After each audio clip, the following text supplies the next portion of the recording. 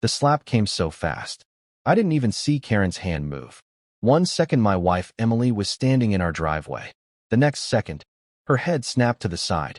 For a moment the entire street went silent. Even the wind felt like it stopped. Emily slowly touched her cheek, confused more than hurt. "What was that for?" she whispered. Karen stood there in her bright pink blazer, holding a stack of HOA papers like she had just done something completely normal. "You were warned," she said coldly.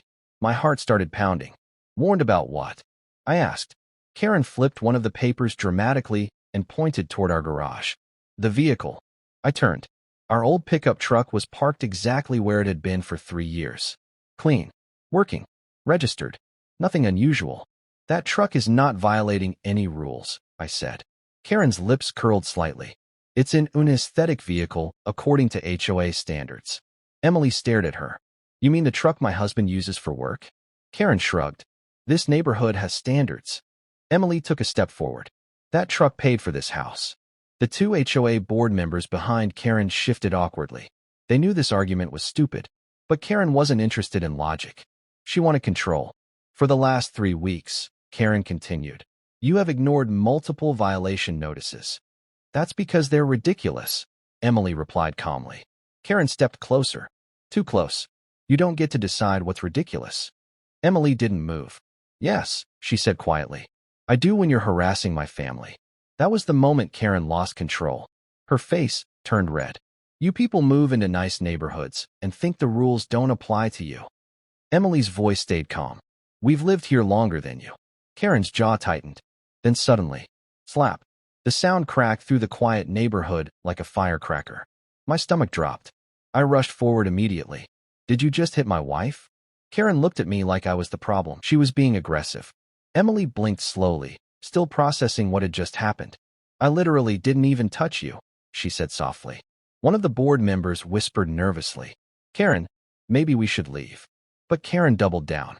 "This household has been violating HOA policy for weeks," she snapped. "You don't get to lecture me." I could feel anger rising in my chest, but I forced myself to stay calm, because something in the back of my mind had already noticed something important. Across the street, my neighbor's security camera, and another one mounted above my garage. Both pointed directly at the driveway. Karen kept talking, completely unaware. "You have 24 hours to remove that truck," she said, "or we will tow it and fine you $1,500 per day."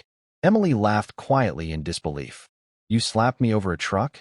Karen turned to walk away like the conversation was over.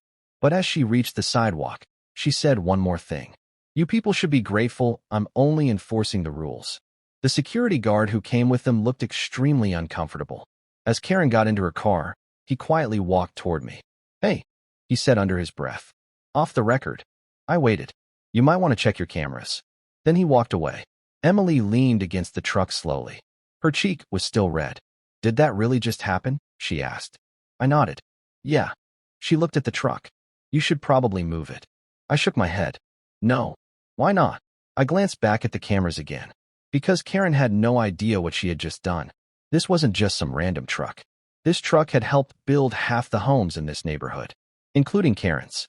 10 years ago, before the HOA even existed, before the paved streets, before the fancy clubhouse, there was just empty land and a failed development project that everyone had abandoned. Everyone except me. Emily noticed the look on my face. "You're thinking something," she said.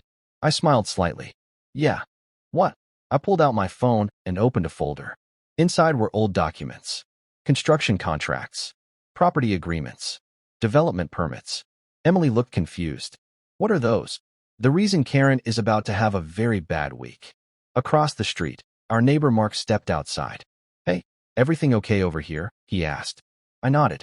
"Actually, Mark, can you do me a favor?" "Sure. Save your camera footage from the last 10 minutes." Mark frowned. "Why?" I looked down the street where Karen's car had disappeared. Because tomorrow morning, Karen was going to wake up thinking she had won, thinking she had intimidated another homeowner. But what she didn't realize was that she had just slapped the one person in this entire neighborhood who knew exactly how the HOA really worked. And by tomorrow afternoon, the entire board was going to find out too. The next morning, Karen woke up believing she had already won. To her, yesterday was simple. Another homeowner complaining. Another rule enforced. Another reminder that she was in charge. But at 7:42 a.m., the first message appeared in the neighborhood group chat. It was a video. No caption. Just a security camera clip. Within minutes, the notification sound started going off in dozens of homes across the community. Ping, ping, ping. Neighbors opened the video out of curiosity. The clip showed Karen standing in my driveway with the HOA board behind her. Emily speaking calmly. Karen getting closer. Voices rising. Then suddenly, slap.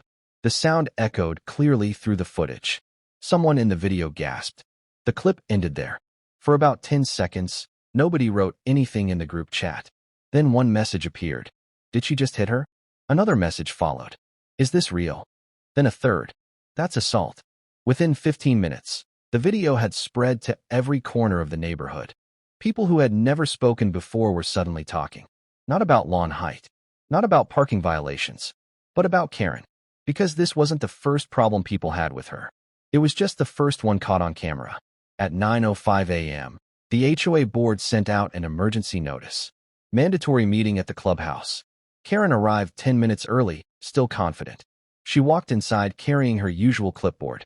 But the atmosphere in the room felt different. Cold. Tense. 3 board members sat at the long table. None of them smiled.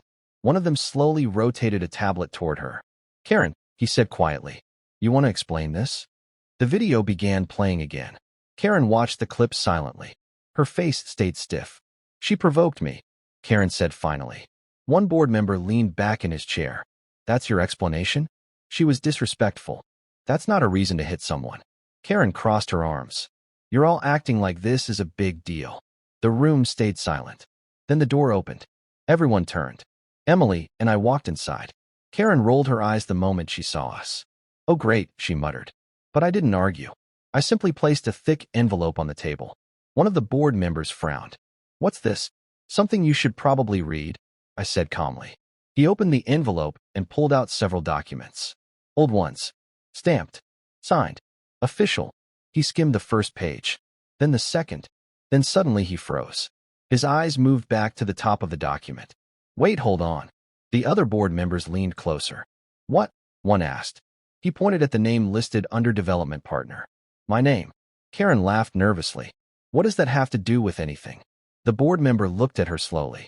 Everything. He turned the page so everyone could see the clause highlighted in yellow. A rule written into the original HOA charter years ago. A clause nobody had paid attention to in a long time. Except me. The board member read it out loud.